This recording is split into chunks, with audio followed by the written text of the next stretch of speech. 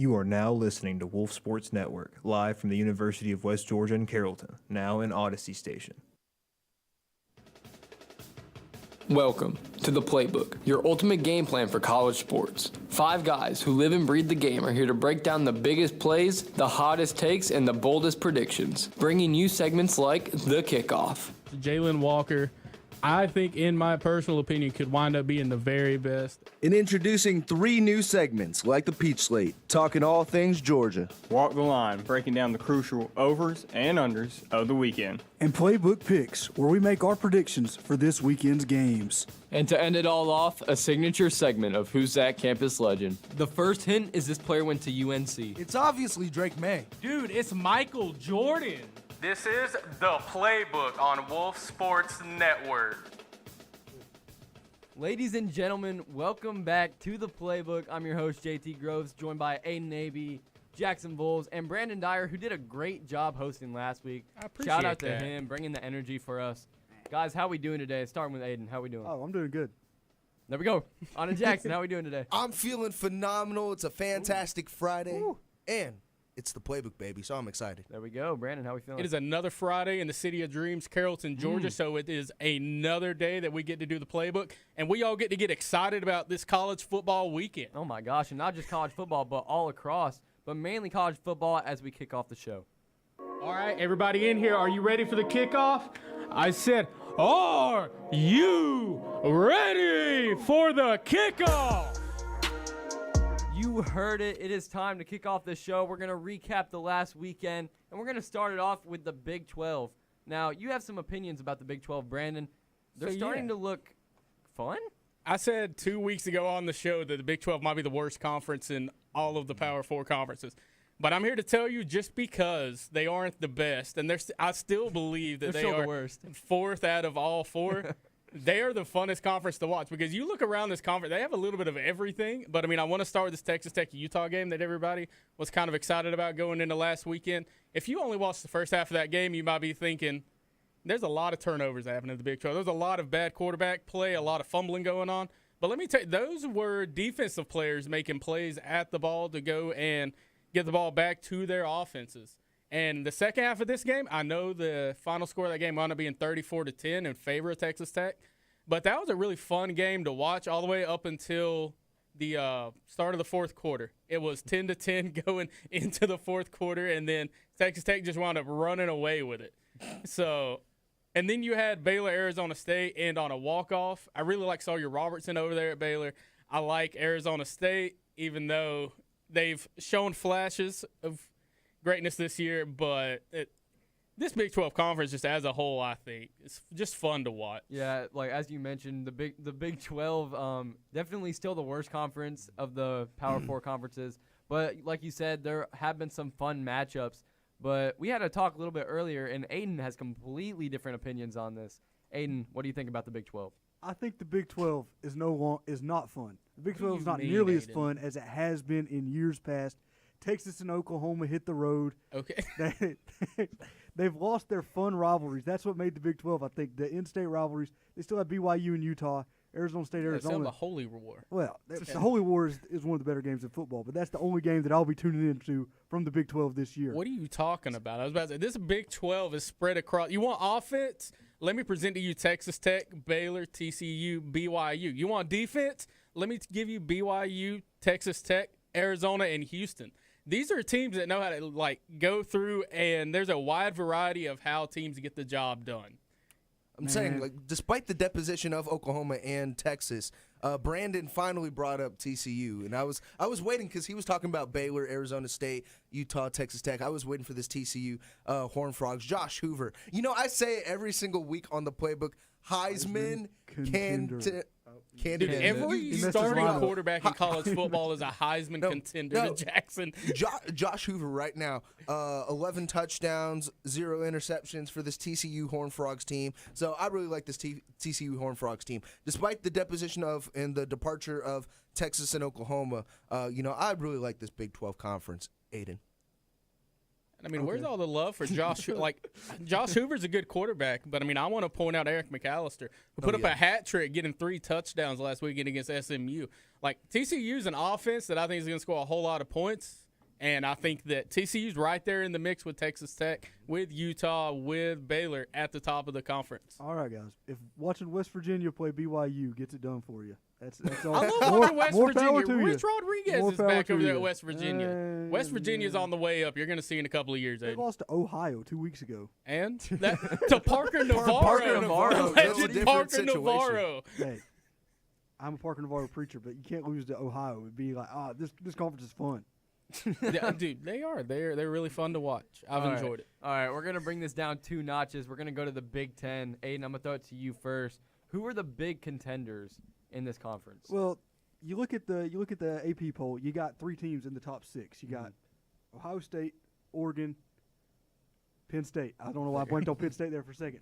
And you got Oregon and Penn State playing coming up this weekend. I think the biggest contender is going to emerge from those 2 games. I really have not been impressed by Ohio State's offense so far this year. They've just I haven't either. Yeah, I don't like it's Julian looked saying. so- yeah. Like I don't even with the wide receiving core that they do have with Jeremiah Smith and Carnell Tate. I think it's one of those two. Carnell. Yeah, I think that they have one of the best wide receiver duos, but it is absolutely not being used effectively. Yeah, they've got talent at every single position more than anywhere in the country, and the offense just looks no good. So I'm thinking whoever wins this Oregon Penn State team this weekend, I like Oregon in it, but I'll get into that later. I think Oregon's my current team that's going to be the leader for it. Indiana could be a fun wild card out there. Yeah, but I mean, even then, obviously, like you were talking about Ohio State, I'm not liking what I've been seeing out of them either. But until we get proven wrong, they're going to remain that number 1 seed in the polls. And with Oregon and Penn State playing this weekend, which it's criminal to put them at the same time as Georgia, Alabama. We'll talk about that a little bit later. So now, but that what, is what, criminal. What do we think of Indiana over there in the Big Ten? Like there was a team that you did not mention. I threw them in there as a wild card mention at the end, an honorable mention. I think that's where they should stay for now. They've got to prove themselves a little bit after what happened last year where they looked great and then just got slaughtered back-to-back weekends to end their year. But I really like Fernando Mendoza. I think he's a bigger improvement on what they had last year at quarterback in Indiana. And I do think Kurt Signetti wins. I've Googled him a time or two. And Oregon has a tough schedule coming up. They also play Indiana next week, so that could be a very telling game for Indiana's future. In this I want to speak upon Indiana a little bit because last week on the Playbook, we were talking with our Playbook picks between Illinois and Indiana that it was going to be like a 3-point game, right? What was the score of that game, Brandon? That's 63-10. 63-10. Fernando Mendoza, and you hit it. I said it last week. I'm going to say it again. You hit it right on the nose with the top transfer quarterback heading over to Indiana. And Elijah Surratt. He's phenomenal in CFB 26, by the way. I love using Indiana. But he's also phenomenal in the real game as well, posting over 250 receiving yards last week against Illinois, despite key departures on that defense with injuries. But, I really like this Indiana team. And Fernando Mendoza is going to be a top quarterback in this QB draft class. So you said that he was the best transfer quarterback in the nation? Yes.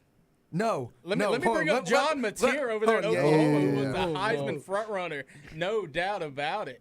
Yeah, but after hearing what happened now, John Mateer going down for the season with a What was that Canadian accent?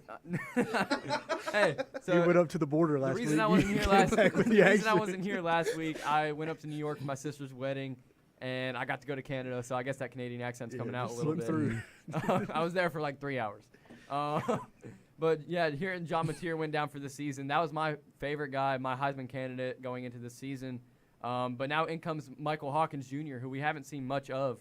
But I think that this Oklahoma defense is still good enough that could carry this team to a college football appearance still. Yeah, to 7 wins. The 7 wins. No, you can't go far in the SEC without a quarterback the level of Jay- John Mateer. So this is a huge loss for Oklahoma, in my opinion. The Oklahoma Sooners fans are going to be crying Mateers. I know I was going to throw it into the show somehow. With Michael Hawkins Jr. hasn't proven anything. We saw him when he took over for Jackson Arnold last season. Had a 500 record when it came to QB record. Also, 3 touchdowns and 2 interceptions in 4 games. 4 games. So it's not. I'm not very high on Oklahoma. I love Oklahoma's defense, but I'm not very high on Oklahoma's the offensive. Oklahoma's offense still has that firepower, even without John Mateer. Obviously, it's a huge loss for them, but they have the weapons on offense that they can still have a pretty solid offense with already having one of the best defenses in the nation. They can still make it very far. I think that this is just going to be a disappointment for Oklahoma. Like, this completely derailed the whole entire season. they haven't been running the football good. And if you're not going to have a quarterback that you can rely on, you need to be able to run the football. And I think that he has the running ability that John Mateer has, but he doesn't have the throwing ability. And this has been an offense at Oklahoma that has relied on the arm of John Mateer to move the ball consistently down the field. I think that defense is one of the best in the entire nation. I think that keeps them in games. I think they squeak by Texas, but I think they wind up losing to Ole Miss a little bit later. We're going to see how long John Mateer is out. Like you have that game against Alabama that's later on this season. So Yeah, I don't know how many games John Mateer is going to miss. I will say outside of their game, not this week. They're on a bye week this week, and they play Kent State when they come back. But outside of that, almost every other team that they play the rest of the season is a currently ranked team. So they have a tough schedule. But if this quarterback that they're bringing in can prove everybody wrong and continue. I was gonna do an SEC breakdown, but I want you to finish your point. So you talk about phenomenal quarterback play. I kind of have tiers when it comes to the SEC breakdown. I want to talk about like the category, and I want to talk about the category of phenomenal QB play with like rising teams in the SEC, and that's with Mizzou, Vandy, Ole Miss, obviously Pribula. Beanie, meanie, miny, Bo. Like, Bo, we're not at that state yet, but I love Bo Pribula, Heisman contender, and I say it every single time. Him and Ahmad Hardy, him and Marquise Johnson, phenomenal air attack over at Mizzou. Vanderbilt, Diego Pavia has been doing his thing, man. And I want to see what happens next week with Vanderbilt versus Alabama, the rematch over there. Ole Miss. We didn't know what was going to happen after Austin Simmons went down. Trinidad Chambliss came in, the Ferris State transfer, who was phenomenal in FCS. And by the way, in the first 3 games, over 700 passing yards for Trinidad Chambliss. And then we talk about not so great quarterback play and not so great offensive consistencies in LSU. Has shown offensive inconsistencies. I mean, we saw it against Louisiana Tech.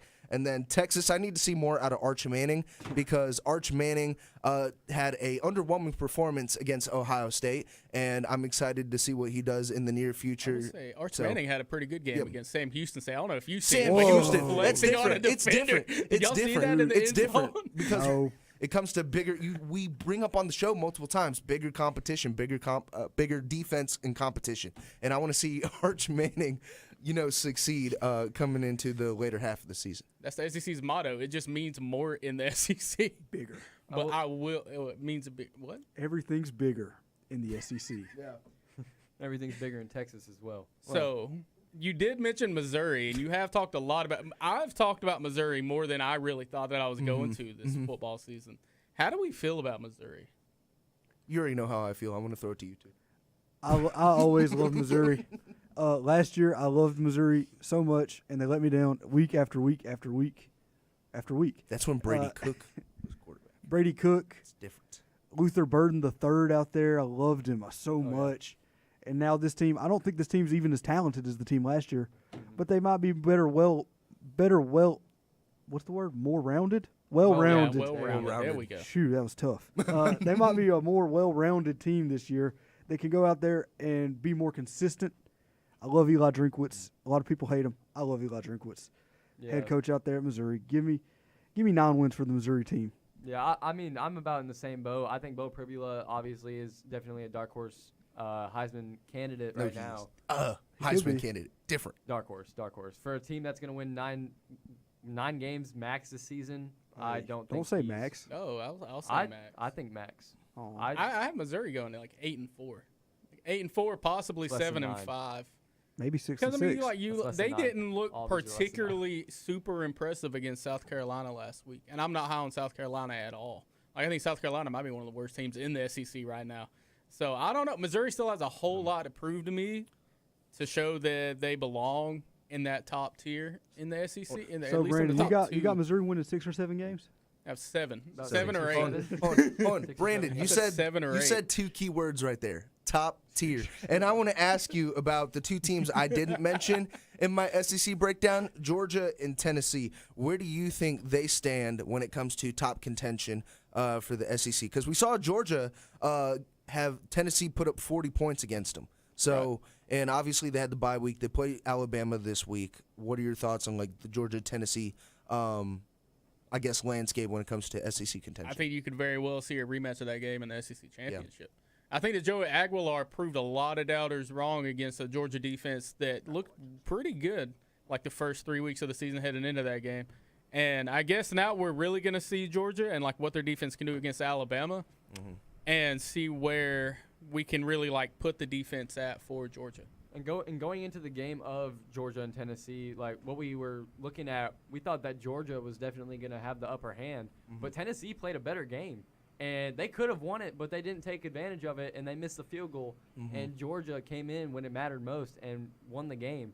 And I think that now Georgia going into Alabama this weekend, or actually, no, it's in Georgia. My bad. It's going to be a really telling game of how Georgia is going to contend for this SEC that really doesn't have a clear front runner right now. Yeah, I'll be honest. Now that I've had a week to stew on this game, and it's not just pure anger towards Georgia anymore, I will admit that Gunnar Stockton did impress me in that Tennessee game. It was the exact type of game that I thought Georgia would struggle in this year, where you get put down early and you've got to throw your way back into the game, and Gunnar Stockton was able to do it for Georgia.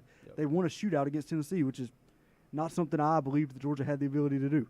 So I think that Georgia's in a good spot this weekend. They just got to be able to stop Ryan Williams this time. Yeah. And Ryan Williams is no longer 17, by the way. Speaking of top-tier teams and conferences, Aiden, I feel like you left off a team over there in the Big Ten earlier. I don't. You don't? No. Not Maybe even Michigan. one that's located in Southern California? Dude, UCLA's Maybe terrible. USC? Dude, I love USC, and I feel like they can get to the Big Ten championship because the only team that they face out of the big quote-unquote four that Aiden mentioned, between Indiana, Oregon, Ohio State, and Penn State, they play Oregon. And they play them the next to last game of the season. So they have plenty of time to build up momentum while they have the season going along. They face Illinois this weekend, and then they get Notre Dame, and then they get Michigan. Yeah, There's stretch. 3 straight ranked teams, but I think those are 3 straight ranked teams they can beat.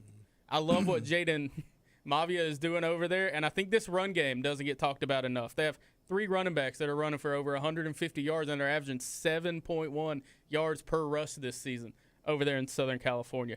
So I think it's time to start looking at USC like they could really be a contender within this Big Ten race, Aiden. I don't know about within the Big Ten race. Maybe any other conference, they might have a decent shot at it. But with teams highlighting with Ohio State, Oregon, Penn State, like I don't think USC has a chance against any of those teams. I'd take them over Ohio State right now. This weekend, I'd take them over Ohio State. Wow. Well, They've looked better, Aiden. Don't look at me like that, buddy. They've looked better than Ohio State. We said it earlier. We're still waiting for Ohio State to prove themselves.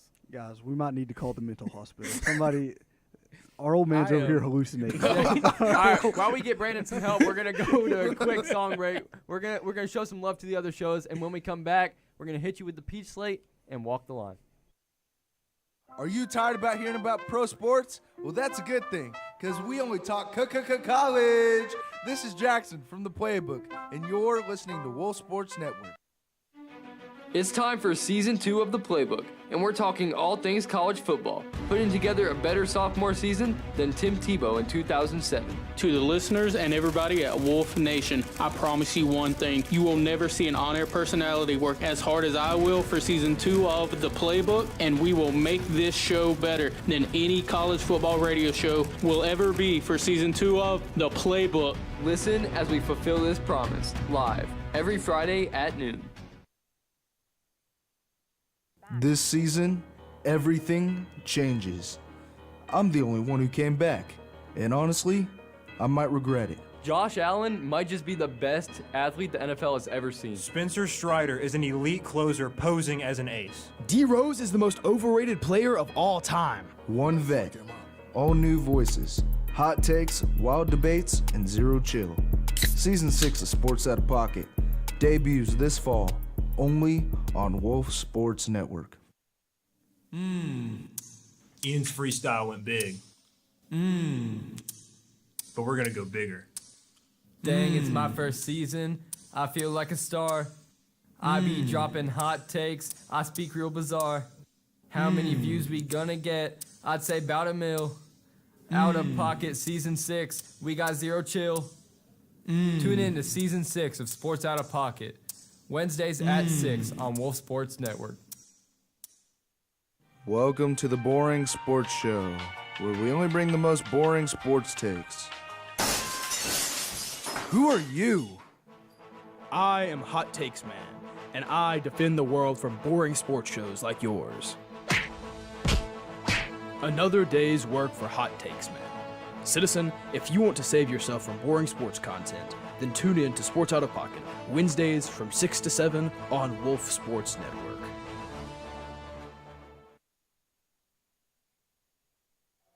From Athens to Atlanta, Statesboro to Macon. If college football is being played in the Peach State, we're all over it. This is the Peach Slate. You heard it, ladies and gentlemen. We are back with the Peach Slate. And West Georgia, our dear and beloved, had a great game this past weekend, taking on Eastern Kentucky, coming out with a win to stay undefeated and get our first win in conference play with a 33-12 victory over Eastern Kentucky. Joey, I'm going to throw this one to you first. What did you see in this game? Man, it was such a good game. I was down on the sideline taking photos, and it was a great game to watch. We had 0 turnovers, and even when you look at the stat line, you would think we would have lost because they had way more yards than we did, but we held them only to 2 field goals and a touchdown, and we blocked their PAT. So it was and we actually blocked another field goal by them from like the 45-yard line. So very good defensive and special teams appearance today, or last week I should say. And West Georgia's on a roll, and I can't wait to see what they do this weekend. Yeah, like you mentioned, both of these offenses, like when you look at the stat sheet, you would think, okay, maybe Eastern Kentucky put up a fight with how the offense is played. But at the same time, West Georgia's defense stepped up when it mattered most with a 53-yard fumble return touchdown and a sack for safety. The defense is looking awesome. The offense is looking better with Davin Widener going 8 for 11, 95 yards and 2 touchdowns. And 5 of those catches were from Jordan Dees for 84 yards and 2 touchdowns. And then TJ Lester, of course, the freshman running back, with 108 rushing yards and a touchdown. The West Georgia Wolves are remaining undefeated.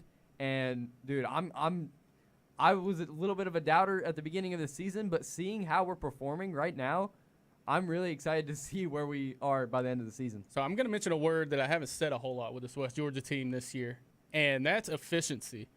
And that is they didn't turn the ball over at all. That Davin Widener put together an 8 for 14 performance throwing the football. And I know that doesn't seem like a lot. That doesn't seem like big plays are happening out there. But he did throw 2 touchdowns and 14 pass attempts. And he didn't throw an interception at all. And I want to talk about how we've talked about West Georgia just needs to keep the ball on the ground. That's what their bread and butter is. They had 42 rush attempts in this game. And although they were averaging 3.5 yards a carry, they still stayed committed to what their game was, and I think that these West Georgia Wolves know what their identity is now and are content with it, and it's led to a whole lot of success. Yeah, and going right into our next game, Georgia State taking on Vanderbilt, and, oh, man, Georgia State just about what we expected. But, Brandon, what do you see from this Georgia State So if you're a Georgia State fan, you looked at the first drive of this game, the first 5 minutes, and you said, okay, we go down there, we get a field goal, we go up 3-0. After that, you could have just turned the TV off because what happened after that should be illegal because Vanderbilt went through this game and they won it 70-21. Yeah. And, I mean, I get it. Georgia State came into the game as 36.5-point underdogs in this game. So, I mean, there was a whole lot to kind of give with this. And I think Georgia State they played well for the opponent that they had. Like, they covered the spread here. They didn't allow them to beat them by more than that, I do believe. But I don't know. This was the worst example of tackling I've ever seen from a team with Georgia State. And I don't know what Dale McGee has going on over there. But this just wasn't a good team. Like, because you can have bad games like this, and you can take some positives away from it. But there wasn't a whole lot to take away from this if you're a Georgia State fan. Yeah, and you're playing an SEC team that's actually been very surprising this year in Vanderbilt. But, yeah, losing by 49 points, 7 possessions is not a good look if you're looking towards the future for Georgia State. And then they didn't help themselves. They committed 15 penalties in this game. Like, this is an overall bad day for the Georgia State Panthers. Yeah.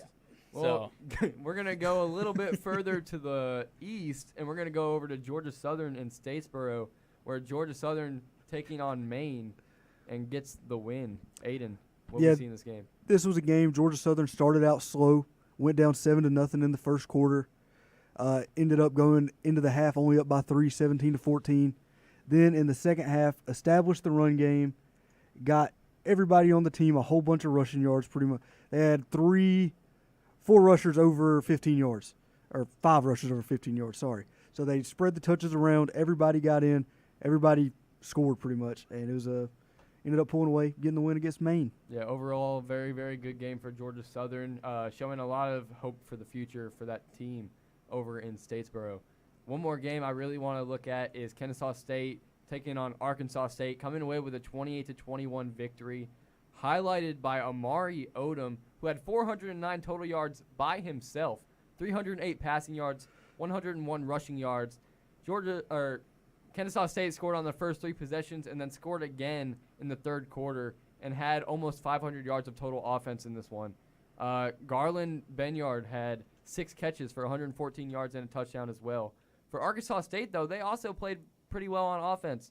Jalen Rayner had 226 passing yards and 2 touchdowns, 1 through the air, 1 on the ground, and they had 92 total rushing yards on the ground.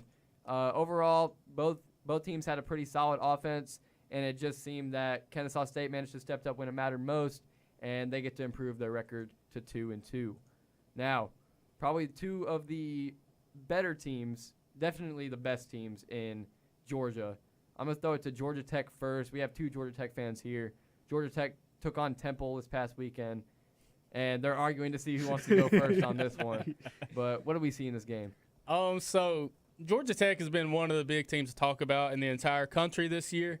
And while I am thankful for that, and there's a lot of positives to take away from Georgia Tech this year, I have a reputation for also pointing out the negatives that's happened in this. And this was a team in the second quarter, we didn't score any points at all against Temple. And we had 3 straight drives where we didn't score or we didn't get a first down. At one point, we were only up 21-14 against Temple in the third quarter. So I think there's still a whole lot of stuff that needs to be fixed over there at Georgia Tech. We finally did get our act together halfway through the third quarter, wound up winning this game 45-21. 24. 24.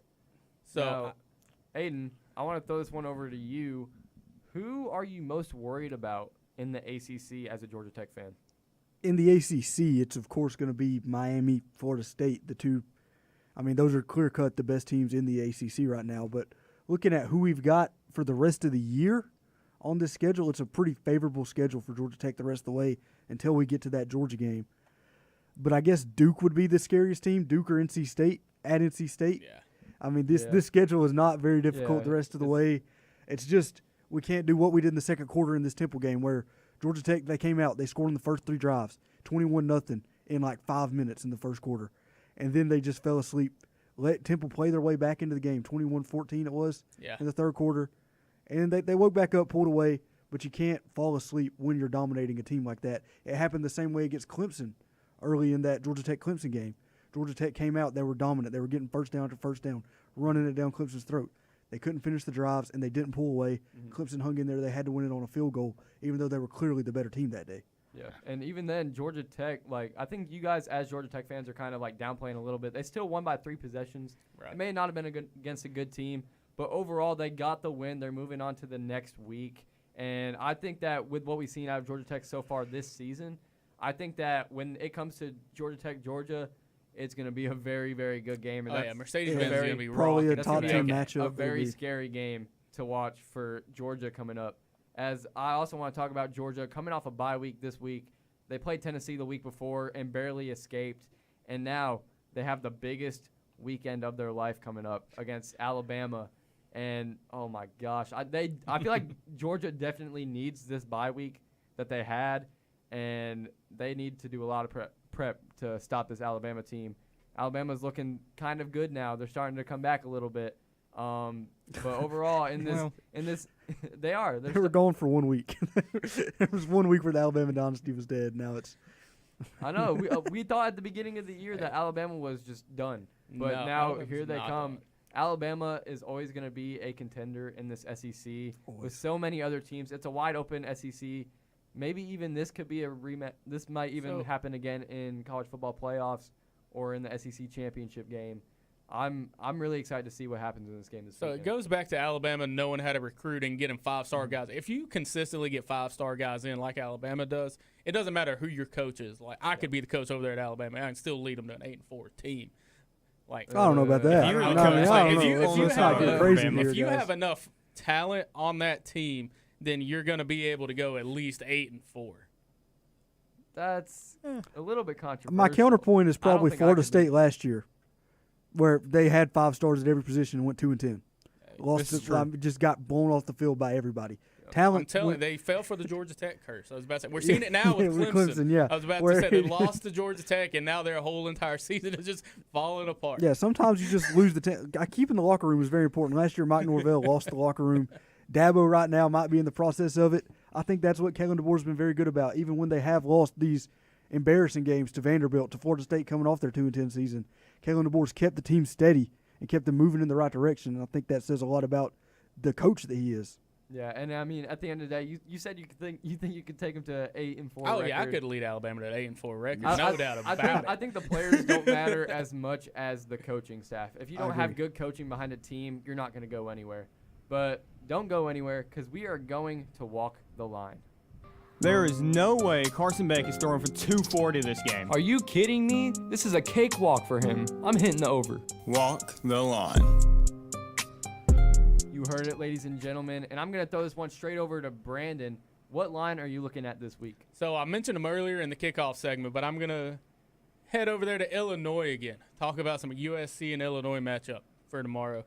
And I think that this is an Illinois team that I feel is absolutely depleted from last week. I don't think that they have – I don't have any kind of confidence that Illinois can bounce back. And I think that this is the perfect opportunity for a team like USC – to try and get a big win on the season, build some confidence up, because they haven't – the toughest team that USC's played this season so far is Michigan State. Mm-hmm. And I think that getting a win against a team that's already feeling down, they gave up 579 yards of offense to Indiana last week. I think that this is a perfect opportunity for USC to show the world we're here. The USC that you knew 25 years ago is back. And I think they go out. The line right here is 6.5. For about 6 or 7 points, yeah. Yeah, we're around there. But I think that USC more than covers that. I think USC winds up blowing them out of the water. I think we're looking at probably around a 31-10 game right here. You were talking about an Illinois team that feels really depleted right now. And I think that they are going to come back and they're going to have this chip on their shoulder. Mm-hmm. And they're going to go and they are going to beat USC. I think that they more than cover this spread. I think that they even win this game. It's got the Illinois colors on right now, I do have the Illinois colors. These are actually Syracuse.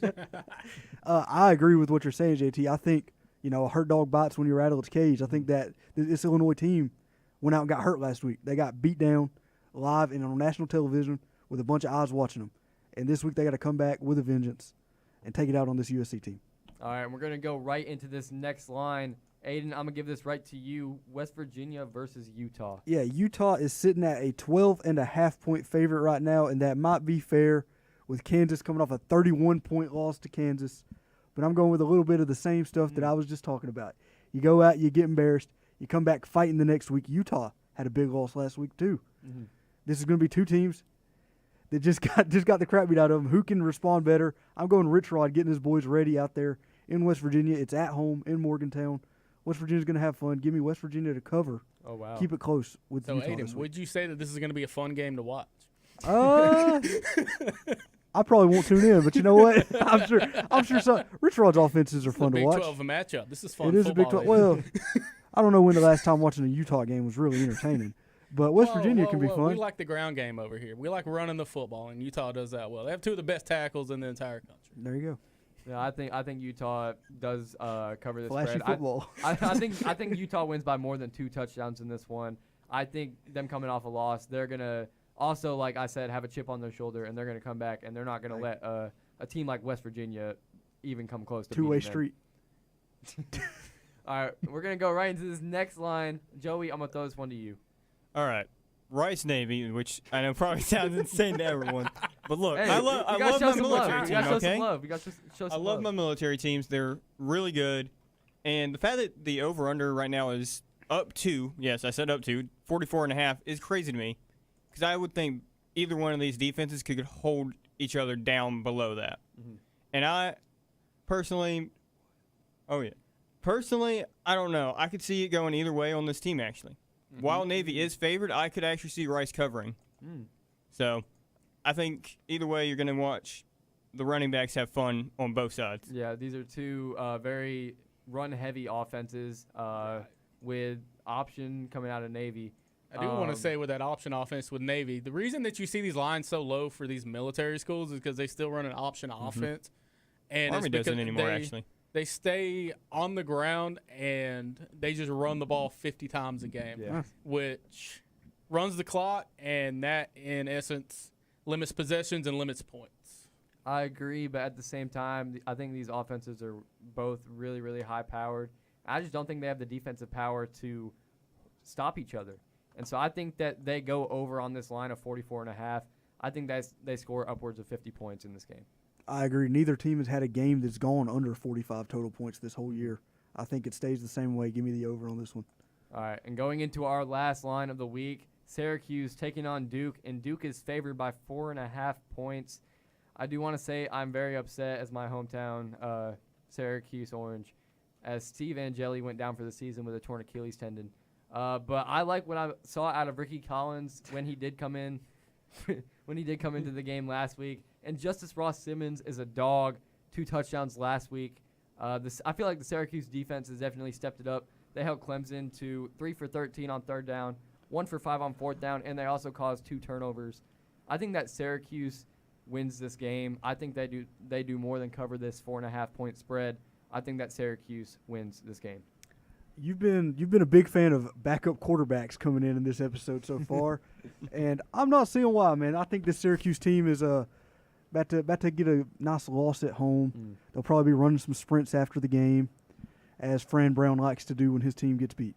So if you love the passing game in the game of football, then you're going to love this game, because Syracuse and Duke both rank within the top 10 in the nation in passing yards per game. Woo. So I think if you want to watch some Mike Leach football. Unfortunately, that will not happen anymore because Syracuse quarterback is gone. So this is now just Duke's offense being good. Don't act like he died, Brandon. Come on. Same The coach. way you said it, Just though. gone for the year. All right, let me. Same He's coach, alive, we same promise. coaching staff. Same promise, coaching but- staff. They're still going to pass the ball think like so. Brandon was talking about. Might not be as much. They might tone back on the passing game a little bit now that they've lost their star quarterback. That is a But problem. if Ricky Collins can be even a fraction of what Stephen Jelly has been so far this season, I think Syracuse wins this one easy. I mean, he's got to be a pretty big fraction, like 4/5 or something. Yes. It can't be a third. Nah, that's probably going to be a loss then. Maybe 6. Don't go anywhere, because when we come back, we're going to give our picks for these upcoming games. And then we're, of course, going to get into our main segment, Who's That Campus Legend? Keep it right here with the Playbook on Wolf Sports Network. But for now, let's take a break. Listen up, because I got to tell you, Sports Pack is back and better than ever right here on Wolf Sports Network. Sports Pack is UWG's one-stop shop for all things sports. From hot takes to heated debates and even your best bets for the week, Sports Pack has you covered. So don't miss out on the fun. Catch us right here on Wolf Sports Network every Monday and Thursday at 6 p.m. See you there.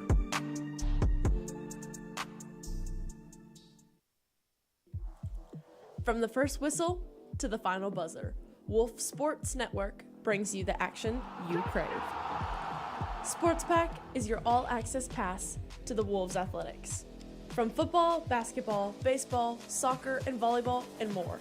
If the pack plays, we cover it. Passion, pride, pack. Don't miss Sports Pack. Every Monday and Thursday from 6 to 7 on Wolf Sports Network.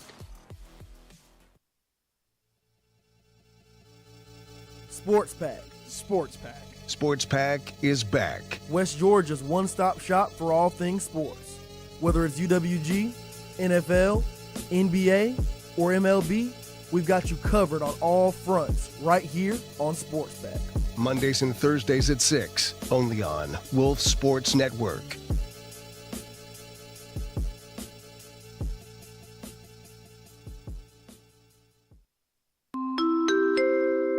Welcome aboard to Sports Out of Pocket Airlines, your nonstop flight to the highs and lows of the sports world. This is your Captain Jackson Vole speaking, and this is Flight Path, where we chart every climb and dive, teams taking off to championship skies, and players hitting unexpected turbulence. Buckle up, sports fans, and fasten those seatbelts, because when the whistle blows, we're cleared for takeoff. Listen to Sports Out of Pocket every Wednesday at 6, only on Wolf Sports Network.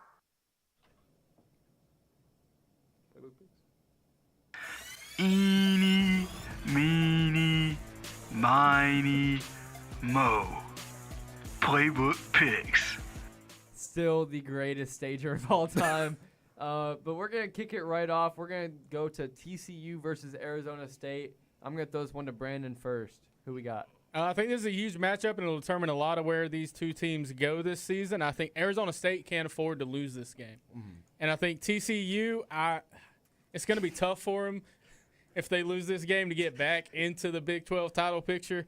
But I think Josh Hoover and TCU gets it done in this one. I think that Arizona State actually comes away with the win in this one. I'm liking what I'm seeing over there. I'm going to just leave it at that. I think that Arizona State is the better team, and I think that Arizona State should be ranked over TCU, actually. Oh. Oh, no, that's not true at all. That's not true. Yeah. Blatant lie. I think after this week they will be. Oh, well, that could happen if they win. Yeah. Blasphemous. Oh, man. All right. So between I thought we were going around this way. Anyways, with this TCU and Arizona State game, Brandon said it. Arizona State can't afford a loss after that terrible loss against Mississippi State, who is obviously bottom-ranked team in the SEC. But TCU's offensive deep threats with Eric McAllister and Jordan Dwyer, I think, will outlast this ASU defense. And Josh Hoover's been amazing. So I'm going to take TCU in this one. Yeah, I think TCU might be the most fun team in the Big 12. Did you say Big 12 is fun? No, I just said TCU is fun, guys. Don't need to take my words out of context. Big 12 is Give me TCU over Arizona State here. This Arizona State team, wholly unimpressive. All right. Looks like I'm the lone wolf in this one as we go into our next game. Ow! As we go into our next game, we got Auburn taking on Texas A&M. Jackson, you go first. So with this Texas A&M and Auburn team, Auburn has struggled with the pass defense and penalties, but Texas A&M, I really liked what I saw with Marcel Reed and Nico Craver? Mario Craver and Casey Concepcion, bro. Casey Concepcion, he was my wide receiver to look out for in the transfer portal, and it's truly paid off for Texas A&M. And also, this Auburn defense has a really strong run defense, and you got Le'Veon Moss at the backfield for Texas A&M. So I think it's going to be a hard-fought battle, but I'm going to take Texas A&M slightly in this one by like a field goal. I'll take Texas A&M way bigger than a field goal. I think this Texas A&M team is the creme de la creme in college football right now. Give me Texas A&M over Auburn in a pretty dominant fashion. Aiden using fancy words. I have to agree. I think that Texas A&M is very clearly the better team. I love what I saw out of them last week. I just don't think that Jackson Arnold's going to be able to do very much against this very tough Texas A&M defense. Give me Texas A&M in this one. I think Auburn comes into this game really just mad about how the game last week happened against Oklahoma. Like, this is an offensive line, you give up 9 sacks. And also on top of that, I know we've seen that fumble at the beginning of the game. So I think Auburn, they're mad about that. They're trying to prove that they can hang within the SEC. Give me the Tigers. Ooh, we got another lone wolf. Ow! All right. And we're going right into a game of two teams that Brandon talked about a lot earlier. We got USC taking on Illinois. Aiden, I'm going to throw it to you first. Yeah, we kind of already got into it on this game. I think Illinois, coming off a big loss, I think they get it done. At home this week, they get to return home and put on a show in front of their home fans to get a big win against USC. I mentioned before that Illinois' pass defense has been a little flaky, and we saw it with Illinois versus Indiana. I love the connection between Jaden Maeva and Mekhi Lemon. I really like the dual threatness of Jaden Maeva because Illinois also doesn't have a very strong run defense as well. And when you have a dual threat quarterback like Jaden Maeva, he's looked phenomenal in the first 4-game stretch of this season. It's really close. It's really close. Illinois has key departures on that pass defense out for this game, so I'm gonna take USC. Yeah, by a field goal. USC puts up over 500 yards of offense, and they win this one by at least 3 touchdowns. That's how high you are on them? That's how high I am on USC. I think it's going to be a lot closer than that. I think that USC does get it done, but I think it's a very close game between two solid teams in the same conference. As we go into LSU versus Ole Miss, Jackson, who we got? With LSU versus Ole Miss, we talked about LSU Tigers' offensive inconsistencies, especially with Garrett Nussmeier in the passing game. We saw it against Louisiana Tech. So, but you look at the Ole Miss side of the ball, Trinidad Chambliss, we touched on it earlier this episode. I love Trinidad Chambliss. As I said before, 700 passing yards within the first 3 games. But I do love LSU's run defense. When it comes to Harold Perkins. Harold Perkins is one of the best defensive players in all of college football, if not the best defensive player. So if LSU can get their passing attack, I think it's going to be a closer game. But give me Ole Miss by a touchdown. I'll do that. I think this LSU offense is just looking for an opportunity to break out. Yeah. I think that they gained a whole lot of confidence beating up on old Southeast Louisiana last week. And I think that confidence carries over into this week. I think LSU winds up winning this one. I think this game has the biggest part about this game is where it's being played at. It's not being played in Death Valley. So give me Ole Miss winning this one. It's going to be a very good game, but I think Ole Miss gets it done. Yeah, this is a strength meets a strength. Ole Miss's offense meets LSU's defense. Who can get the other side of the ball working? That's probably going to be who wins. I don't have any faith in LSU's offense right now. I got Ole Miss getting their offense going, even against the very good LSU defense. give me Ole Miss winning this one. Close, low scoring, some will say. Now we have arguably the biggest game of the weekend. Georgia taking on Alabama. I'm going to throw this one over to Aiden first. I want Alabama to win this one. And I'm going to predict it because I want it to happen. So I'm going to will it. It's called manifestation. I've been working on it. Put the energy out in the air. Yeah, put the energy out. Believe that it will happen and it'll come to you. I've been doing it every weekend for Georgia football for the past 5 years, and it hasn't been working out great for me. But this weekend, we're gonna watch it happen. I think this Alabama team's coming off their loss. We've talked a lot about teams coming off tough losses. Alabama got their teeth kicked in week 1 of this year. They've been building back up. This week they're ready to fight this Georgia team. They're going to go on the road to Athens, and they're going to get the win. Jackson, Alabama's loss versus Florida State was really tough. But I really do like you talk about Alabama's dynasty coming back. JT, I don't think it's come back yet. I think I need to see a little more proven out of Ty Simpson in the Alabama offense. But we see the sample size with this Georgia secondary. We mentioned before, Tennessee put up 40 points against Georgia. And, I love the constant evolution of the passing attack with Ty Simpson. And then, obviously, you have Ryan Williams and Miami transfer Isaiah Horton over there on the other side of the receiving core. So I think it's going to be very, very close. I'm going to take the Dogs in this one. But it could go either way, but I'm going to take the Dogs in this one. I think these two teams put up banger after banger, and I feel like this one's going to wind up being just another banger that they're going to add to the list. That the game is in Athens, and Georgia has won their last 33 home games. And I think that Ty Simpson's going to light it up. He's going to put a lot of points up on that Georgia defense. He's going to carve up the secondary. But I think Georgia finds a way to win here in a close game and move that winning streak up to 34. Yeah, I think that this is going to be another high-scoring game like we saw with Georgia and Tennessee a few weeks ago. I think that this is going to be a very, very, very tough matchup. But at the end of the day, spend my dollar. Parked in a holler neath the mountain moonlight. Hold her up tight. Make a little lovin'. A little turtle dovin' on a Mason-Dixon night. Yes. It's my life. Oh, so right. My Dixieland delight. Give me the Dogs to win this one. I am sick of the Georgia Bulldogs. Gunner Stockton looks great, and we're going to get this one done. It's going to be a very high-scoring game. I'm expecting a great competition. Give me the Dogs. I can never root against them. That was rude. I'm sorry. I'm sorry I got you guys hyped up. Going into arguably the other best game of the weekend, it's criminal that they put these two games at the same time. Criminal. Penn State versus Oregon. Brandon, There's your song. who we got in this one? So it's a Penn State wideout, boys. You know what that means? What does that mean? What does it mean? That means I Mo don't know what that Bamba's means. going to be playing hard over there, hard and loud. How I like it. But you know they have a top running back duo in the country in Nicholas Singleton Jr. and Katron Allen. I think Oregon comes in there and they have Dante Moore and DeCorian Moore, that wide receiver quarterback duo. And I think this is going to be a really close game. But unfortunately for Oregon, that crowd in Happy Valley is going to be touching hands. Oh, snap. Reaching out, touching me, touching you, sweet Caroline. Bum, bum, bum. Good times never seem so good. So good. So good. So good. I've been inclined to believe they never would.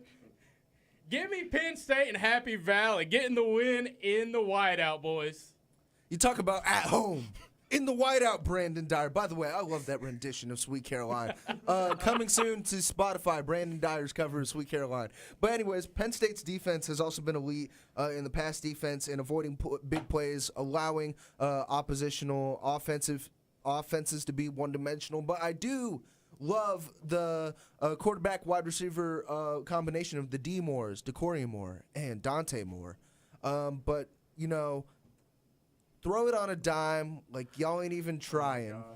That's what Drew Alward is going to do against this Oregon defense. Give me Penn State, baby. Shout out Matty Fresh. Go check out our interview on YouTube. All right, guys. I'm going to talk about the game without singing for once, and I'm going to go Penn State can't win big games. James Franklin does not have the juice in big games. They won 2 playoff games last year against SMU and Boise State. Big games. No, Against SMU and good Boise teams. State, big games. No. Give me Oregon going into Happy Valley, and Penn State's going to lose another wideout game to a good opponent. We've seen it every year. No, I think the complete opposite. I agree with both of these boys over here. I think that it matters so much on where this game is being played at. It's being played in Penn State, and I think that Penn State gets it done. But here we go. It is time for Who's That Campus Legend? Bo Jackson, Herschel Walker, Reggie Bush, Cam Newton, Johnny Manziel. What do these guys have in common? All these players know what it's like to be a campus legend. You heard it, ladies and gentlemen. It is time for the best segment of the show. We're going to kick it off with Aiden. My players are running back. What college? College first. Aiden. We do this every week. We don't get it wrong. It's all right. Running back Wisconsin. from where? Oh. There's a lot of good. There's 2 different ones. Well, no, 3 different ones. I don't think of 3 Wisconsin running backs. I was about to say Wisconsin was a running back factory. Well, Brandon, some of us have only been alive for 20 years, so. Hey, it sucks to be y'all. Not 60, so we don't remember all of them from Sucks that to be y'all, 1980 team. brother. Y'all missed out on some good football. Y'all missed out. Okay, now's the draft pick, right? Yeah. First round, 15th overall. In what year? 2015. I thought that came. Dude, this is a shambles. I'm I locking can't be in. confident until I know teams. I'm That's locking what's in. gonna. I'd rather take my safe points later. Yeah. I'm locking in. Jackson locks in for 3.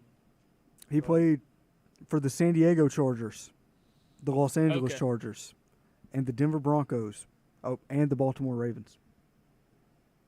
And how many years was he in the league? For Are they locking in for 2? Yeah, what years was he in the league? from 2015 to 2023.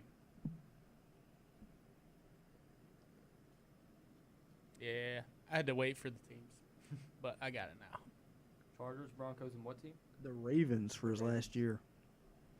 I did not know he played for the Ravens. So that's Well, he had 26 carries for 81 yards as a Raven, so not a very memorable time. This is a horrible guess, but Can we throw this up? we're good. Go ahead, throw him up. Melvin Gordon. Yeah, I put Gus Edwards. Melvin Gordon. It was Melvin Gordon the third. You know. Oh, so they got it wrong. Yeah, nobody Got it said the wrong. third. That They were doesn't talking count. about his grandfather. All right, Jackson gets 3 there. Yeah. Brandon locked in for 3, 2, 2, 2. 2. Good job, All right. Joey. Joey wanted some. Good job. We got Jackson Bulls up next. All right. The college, Memphis. Ooh, Memphis. Yeah. You know what? I played it safe last round. I'm gonna go right here. I think that I'm gonna go 5. Without the position. Yep, I'm gonna gonna wait. go. I was gonna go for 5, but he did it, so now I don't have to. All right. Wide receiver. I'm not gonna say whether I got that right or wrong. But Memphis wide receiver. I'm locking in. You're locking in? Yep. Okay. I don't got a guess. Okay. All right. All right. Why am I flipping? 51st overall in 2018. Ooh, okay. So he's probably still in the league. This might be right. oh, mine's definitely wrong. I'm gonna need the teams. All right. The teams: the Bears, the Texans, the Ravens, and the Steelers. Yes. Sorry, guys. I think I got Do it you want right. the years played? Yes. 2018 to 2024. So he retired last year, or is he still in the league? He's in the league. He's a free agent. I I believe he's a free agent because he played from 18 to 21 and then was off a couple years. Oh, I thought he was on the Steelers now. I might be wrong, guys. I think this guy's on the Steelers today. I don't think Repeat the teams. Bears, Steelers, Texans, Ravens. So a different order from last time. All right. It's the same teams. I'm trying to think of Like a what? stint on a specific team. All right, you won't just put down a guess. You're not gonna get it. All right. You got 4 minutes. I'm putting down a guess. I definitely spelled his name wrong too. All right. Go and flip him. Wrong. D'Angelo Williams. It was Anthony Miller. Dude, I felt so good about Calvin Austin III when you said the Steelers, but then you said he wasn't on the team anymore, and I was like, oh, Calvin Austin III is still on the Steelers. All right, Brandon, you're up next. All right, I have a Oregon running back. Oh, just pass. I can't. That's I better. need mine. An Oregon running back? Yep. Oh. What?